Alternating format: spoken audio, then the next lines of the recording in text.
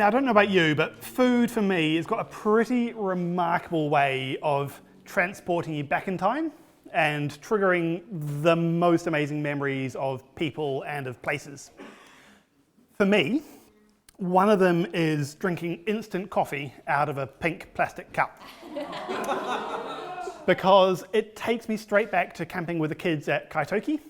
This is before I became a coffee snob and took my little filter machine with me. But there's something about it which just takes me straight back there. Or when I have strawberries and yogurt with like icing sugar dusted on top, I immediately feel like a 10-year-old back on the orchard in Hastings on Christmas Day with my family around me. It's just one of those triggering things for me. Or I'm going to show a photo which I think is immediately going to trigger memories for Rebecca, Edie, and Nate. Oh, yes. There we go.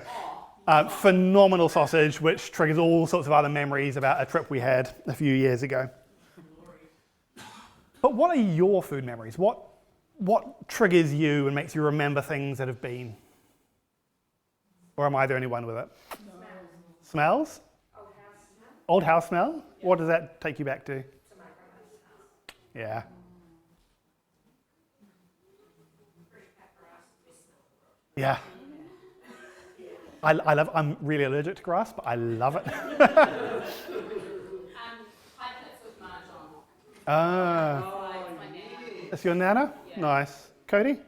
Honey puffs and strawberries. My family always has honey puffs and strawberries on Christmas. Honey puffs and strawberries. That sounds like a winning combination. And then we have like bacon and eggs and a whole bunch of other stuff Yeah. after. But is it the honey puffs and strawberries which gets you going? This is Christmas. Nice. Every Christmas day. Nice. Paul? If you're having what, sorry? Fahrenheit, but I've never seen it. Ah. Nice. It's pretty amazing, isn't it? The way that it just connects you straight back. Hedda?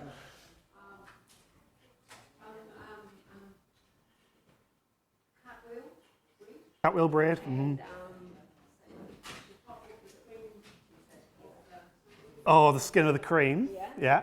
Would run down to the cheese. And Mum would make a whole lot of cartwheel bread. Oh. We all break it off and rush down to try Nice. That's so good. Dave, this is your last one? Yeah. A big Frankfurter sausage Yeah. in a stupid tiny little Yeah. takes me back to trip through Black Forest. Nice. Yeah. Did that remind you of that, or not quite as Far fancy? too big. Right. Fair enough. Fair enough. Going to get a little bit serious now because I've got a bit of a Bible trivia quiz for you. Yes. Okay. So, yeah, Bruce, give us all a chance. There's a phrase that comes up in the Gospels 3 times, and it's Jesus saying it each time, and it begins, the Son of Man. It's either the Son of Man came or the Son of Man has come. And they're all slightly different. Can anyone remember what they might be?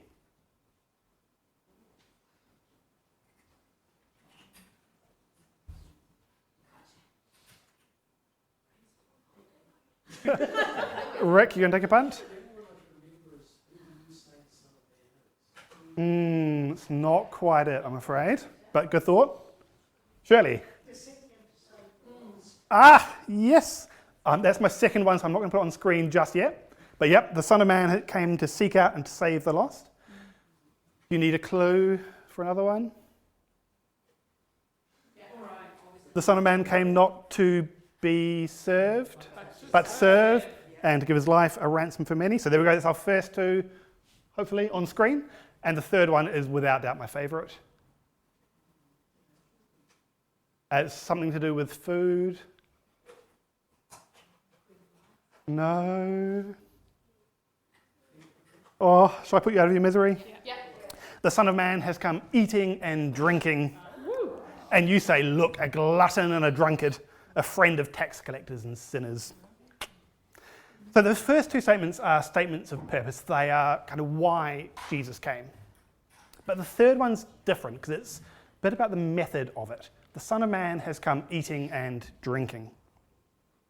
And there's a quote which I know I've shared before by a theologian called Robert Karras, and he writes that in Luke's gospel, Jesus is either going to a meal, at a meal, or coming from a meal. And in Luke's gospel, we see 9 different mentions of meals that Jesus attended. But there are also so many other little ways where Jesus is using food in his teaching to describe salvation or judgment or describing the hearts of people. And Jesus knew the power of food and the connections that you can make with people, even over the most simple of meals. I'm absolutely convinced that Jesus loved food. There's a comic I came across earlier in the week. Rebecca's groaning, so I am going to apologise for this in advance, but it kind of captures something of where we're heading. Wait a minute, is that Jesus? Yeah, he comes in every Thursday and orders a bowl of soup. But why is Jesus frequenting a Japanese restaurant? Does anyone want to guess the punchline? Because he loves me so. I am really sorry. You've probably picked it by now, but we're starting a sermon series on hospitality today. And over the four sermons in this series, we're going to dig into 4 meals that Jesus attended in Luke's gospel and unpick why they are still important for us today. The meal in our gospel reading today is the first one that's mentioned in Luke's gospel, and it's a bit of a blink and you miss it moment, but it's really important. I'm going to be diving down a wormhole shortly, but it is a really important wormhole. But first of all, notice how Luke describes the people attending the meal: tax collectors and others. But the Pharisees and the scribes, they complained to the disciples. I think it's fascinating that they went to the disciples and not Jesus just yet, but not one I'm going to scratch today. But they describe the people there slightly differently, not quite as scum, which is a great image. I really like the translation, but for the sake of my... Yes. But the Pharisees and the scribes, when they talk about the people there, how do they describe them? Tax collectors and sinners. Have you got any theories about why it's different? Tax collectors a specific type of sin? I don't know. Mm-hmm. Worse than sinners? They're worse than sin? Worse than sinners? Hmm? Yep, they were doing a job for someone else. Yep. But it's the others and the sinners bit that is kind of intriguing me. Cody, you got a thought? Because, Luke would probably, as a Christian, be a bit more forgiving to sinners than the Pharisees would be. That's a good thought. Did you catch that? The Luke, as a Christian, may have been more forgiving of others and use a slightly different word on it. Instead Yeah. of just calling the sinners Yeah. by their name. Yeah. And noticing that they're flawed people and not calling them out there, I guess. That's a cool He thought. was also writing a long time after, wasn't he? Yeah, because he Yeah. was a disciple Yeah. after. Nice. Yeah, so that subtlety of Luke's framing over it. Any other ideas, Paul? Could be intentionally emphasizing the hypocrisy. Yeah. Cool. Okay, these are great thoughts. Bruce, I can see a thought percolating, but I'm not going to go to you just yet because I'm ready to jump down into my wormhole. So, strap in. This is going to be a speedy theological deep dive into Jewish purity laws. Oh, you seem so excited. So good. So we're going to go right back to Mount Sinai. It's where I'm going to start this little bit. Because God tells Moses after the Exodus to tell the Israelites, now if you will obey me and keep my covenant, you will be my own special treasure. and you'll be my kingdom of priests, my holy nation. This is a promise of relationship, but it came with a tension. God is holy, humanity is not. To bridge this, God gave the purity laws, which is a way for his people to reflect his holiness and enter into his presence. And these laws kind of touched every part of life. It was what you could eat, what you could touch, people you could spend time with, pretty much everything about being human. But over time, these laws began to draw a dividing line. Holiness was fragile, and contact with anything unclean, with a corpse, with a leper, eating the wrong kind of food, could temporarily defile you. And for some, these laws were a reminder of God's presence. But for others, for lepers, the sick, tax collectors, and even the poor, they became barriers, pushing them to the margins and cutting them off from the worshiping community. And over time, humans began to use these laws to exclude others, labeling the other as sinner. What was meant to be a gift became a tool for division.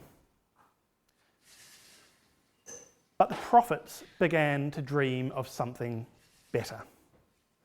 Isaiah envisioned a feast for all people. Ezekiel spoke of new hearts and God's Spirit, and Jeremiah promised a new covenant, not written on stone, but on hearts. The purity laws, though good, became like an old wineskin. Beautiful for the time, but they were unable to hold the new wine of what God was preparing. Then Jesus steps onto the scene, and his holiness isn't fragile, it is powerful. It didn't retreat from impurity, it stepped towards it and it restored. So when you look at Levi, a tax collector, unclean, excluded, no real place under the purity laws at God's table, Jesus walks up to him and says, "Follow me." And Levi not only follows, but he throws a banquet for Jesus. And who was there? Tax collectors, sinners, all those that the law had excluded. Right in the middle was Jesus, and the Pharisees were horrified. They saw holiness as something to protect, but Jesus revealed something radical.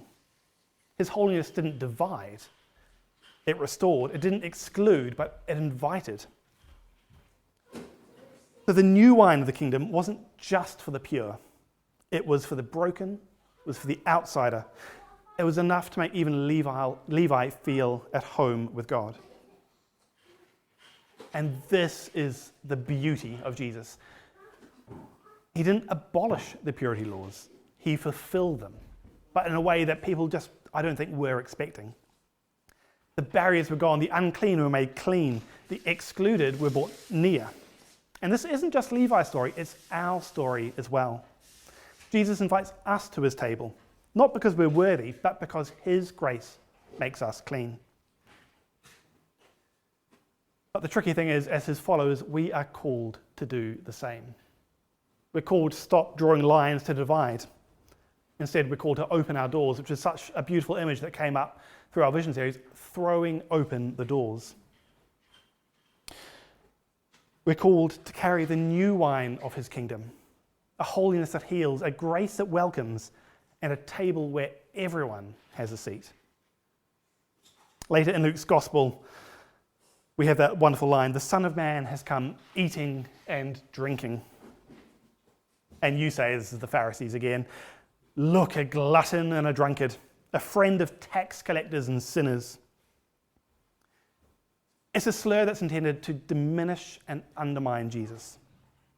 But the reality is that the excess of food and the excess of grace we see in Jesus, they're linked.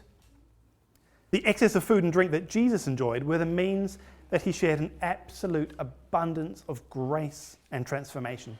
Meals weren't just food, they were a redefinition of community and mission. Now, we don't know what Levi served at this great banquet that he threw, but I would be willing to bet that every time he ate the same food, he would remember that meal with Jesus. He would remember what it was like to be in Jesus' physical presence, but he would also remember who was at the table with him. Sharing meals is quite honestly the easiest way I know to share the gospel. And I don't mean sitting there and preaching the gospel at your dinner guests as they try and hide under their napkins. Because the reality is, people aren't going to remember what food you served, unless it was just the most amazing thing. They're not going to remember that little pile of ironing you left on your couch, or, as I realised 2 minutes in the service, the Tupperware container you've left on the altar. That wasn't deliberate, I promise. But they will remember what it was like being with you in the room and what it was like being with the others in the room as well. So the next time you have people over, while you're cooking the meal, even if you're just reheating a frozen pizza, spend time praying and seeing what feast Jesus is preparing to serve. Where is the Spirit already at work in the lives of the people that you've invited over? What moment of grace or of love or of inclusion do they need to experience as you reflect the love and the light of Christ? And are you willing to be transformed as a result as well? Let me pray. Loving God, even though we're not worthy, you invite us to be your guests. You lavishly offer us your hospitality and lovingly welcome us into your family. You invite us to share in the abundance of your kingdom. Remind us that when we offer hospitality to others, we are receiving Christ into our midst, and so fulfilling the law of love. May we open our hearts to embrace the stranger, the friend, the rich, and the poor, and may we open our lives to offer a generous and loving heart to everyone we meet. Amen.